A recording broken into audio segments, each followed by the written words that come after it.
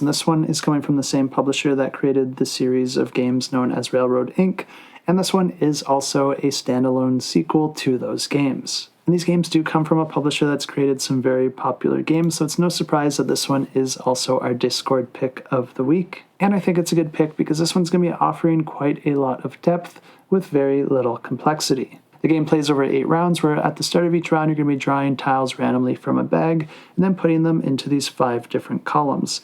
The amount of tiles that go into a column is indicated on the board, and then players are just going to be taking turns drafting one of those columns into their supply. And of course, taking a column with more tiles normally is more valuable to you, but it does come at the cost, pushing you back in the turn order for the following round. But once all the players have taken their tiles, they're just going to be placing them out in front of them in order to create different networks by joining the tracks with the tracks and the roads with the roads. You're going to be placing trains, cars, and people, and the options that you have are going to be determined by the tiles that you drafted, because each of the tiles could have different icons on them indicating this. But the thing you're trying to do here is to get the same types of pieces adjacent to each other, because you're going to be gaining points for any of those connections that you're able to make. You're going to be gaining those points throughout the game as you place those meeples, but you can also score points at the end of the game depending on the layout of your tiles, because each group of city tiles is going to be worth a certain amount of points. Then you're also going to be gaining points for creating big groups of tiles without any gaps.